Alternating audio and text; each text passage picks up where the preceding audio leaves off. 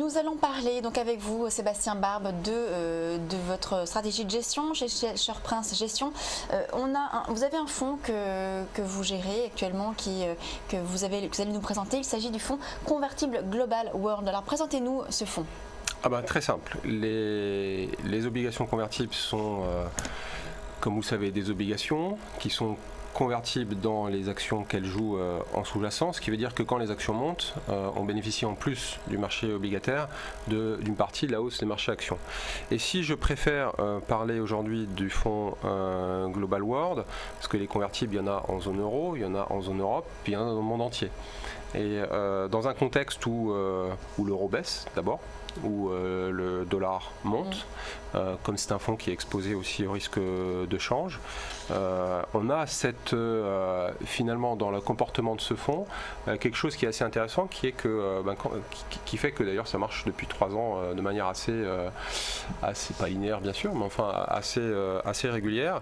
On a à la fois des phases de marché qui sont parfois très haussières sur les actions dont on profite bien évidemment par construction, et puis quand il y a un petit peu de stress, c'est le cas en ce moment, vous le noterez, le dollar a tendance à faire office de valeur refuge, et donc évidemment les titres à l'intérieur ne montent plus quand la bourse fait -3 comme la séance d'il y a 2 jours, et pour autant le fonds a quand même réussi à progresser parce que cette valeur refuge procurée par le marché d'échange vient finalement compenser un petit peu la baisse.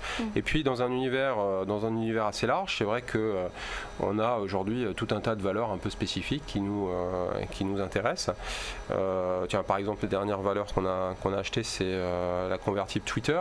Tout le monde connaît Twitter évidemment.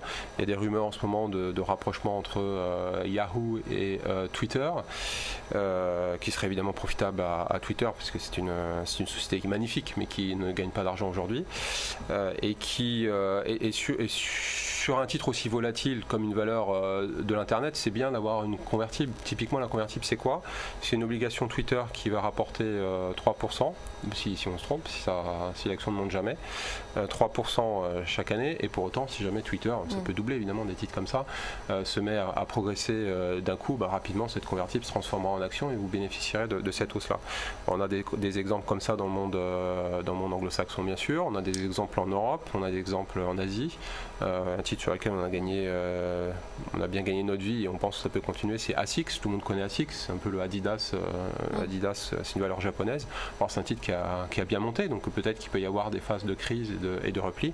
L'avantage d'une convertible, c'est que si vous vous trompez, vous avez quand même cette notion de sécurité du monde obligataire qui vient se rappeler à vous, qui fait que vous avez finalement vous rend votre argent à la fin, si c'est une erreur d'investissement. Alors parlez-nous de la stratégie de gestion dans ce fonds convertible Global World. Alors on était assez prudent malgré tout ces derniers temps. Donc on avait vous savez, dans un fonds convertible, comme un fonds diversifié, on peut piloter l'exposition action. Exprimé par on appelle ça le delta, donc c'est l'exposition action. On était plutôt prudent et on a plutôt bien fait d'ailleurs, puisque les marchés ont connu un début du mois de janvier finalement assez douloureux, et aujourd'hui on rachète un petit peu parce que comme à chaque fois qu'il y a des baisses, il y a des ventes un peu forcées et des opportunités qui se créent. Vous êtes surpondéré sur les actions par rapport à pas encore, mais on va l'être bientôt peut-être. Ouais. Donc là par exemple, si on peut peut-être voir à l'écran, on voit donc la pondération du fonds. Il y a donc des actions, des taux. Expliquez-nous un petit peu comment on fonctionne. Alors, taux de rendement actuariel, vous voyez en bas à gauche, c'est pas très élevé, 1%. En théorie, c'est tout ça est très théorique. S'il se passait plus rien, si le marché était fermé par exemple pendant un an, le fonds rapporterait 1,04%. Voilà, c'est très théorique bien sûr. La sensibilité taux, c'est le risque de taux. Donc 2, c'est faible. Je veux dire, un portefeuille d'obligations, ça a plutôt une sensibilité de 5 à 7. Donc 2, c'est un risque de taux très faible. On n'a pas envie de jouer la baisse des taux, elle a déjà eu lieu quelque part. Sensibilité action 35,90, c'est modéré. 50 c'est moyen, enfin, au-delà de 50 pour un fonds convertible c'est beaucoup, 35 ça représente le résultat de quelques achats qui ont été faits récemment parce qu'on était un petit peu plus bas auparavant. Donc c'est bien, ça donne un fonds, vous voyez, un peu mixte, quelque part un fonds diversifié qui serait comparable s'il n'y avait pas cet aspect convertible qui fait le propre de cette classe d'actifs. Ce serait un fonds diversifié qui serait exposé à 35% sur les actions du monde entier. Voilà. Alors parlez-nous maintenant des principales convictions que vous avez sur ce fonds. Vous nous avez parlé de Twitter, de ASICS. Est-ce qu'il y a des... Vous êtes oui, surtout, donc, c'est un fonds mondial, hein, vous êtes donc sur toutes les... Oui. Tous les pays, quelles sont donc aujourd'hui les principales convictions? Mais, paradoxalement, et ça fait pas forcément rêver dans l'ambiance actuelle, mais on pense qu'en Europe, ça vaut le coup cette année d'être un peu surpondéré sur l'Europe. Ça vaut le coup d'être surpondéré sur l'Europe. Vous pensez que les investisseurs donc, du coup, vont revenir sur les valeurs européennes?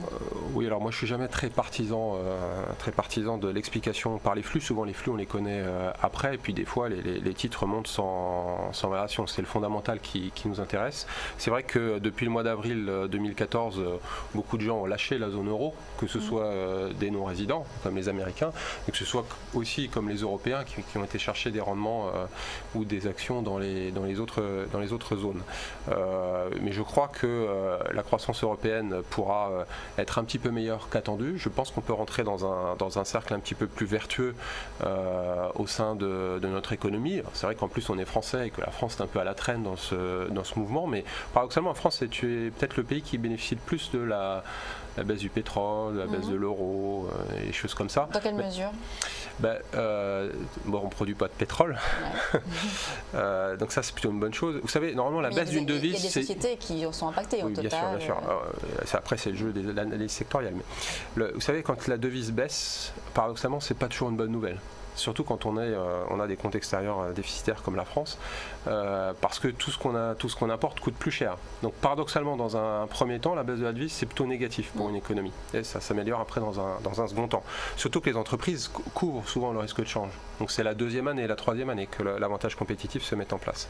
Donc ça c'est une chose, mais la bonne nouvelle dans cet accompagnement de la baisse de l'euro, c'est que comme le pétrole baisse fortement, la réduction de pouvoir d'achat des ménages par finalement l'inflation importée ne se verra pas du tout là, puisqu'on aura une baisse majeure d'un des principaux postes de consommation de la France. Donc on a cette conjonction qui fait que même pour un pays qui a quand même un certain nombre de difficultés, on va pas y revenir, cet environnement est quand même assez propice, même si c'est très anxiogène aujourd'hui et peu de gens y croient. Dans ce cadre-là, nous on préfère être investis dans cette zone-là, qui a finalement plus d'avenir devant elle en termes boursiers, je crois, que sur le marché américain, qui en a aussi, j'ai cité Twitter, bien entendu, mais qui est plutôt dans cette phase du cycle où ça a déjà monté depuis 2009. Et maintenant, pour que les États-Unis, ça monte, la bourse, il faut que le reste du monde aille bien quand même. On voit bien que d'ailleurs, dès qu'il y a une secousse quelque part, même la bourse américaine aujourd'hui ne résiste pas. Donc Shelter Prince convertible Global World, donc que vous nous avez présenté avec un axe donc plus sur les actions et peut-être un peu plus de pondération sur les actions européennes. C'est un fonds qui a fait autour de 9% l'année dernière, qui est déjà en positif cette année. J'espère qu'on va continuer sur cette lignée.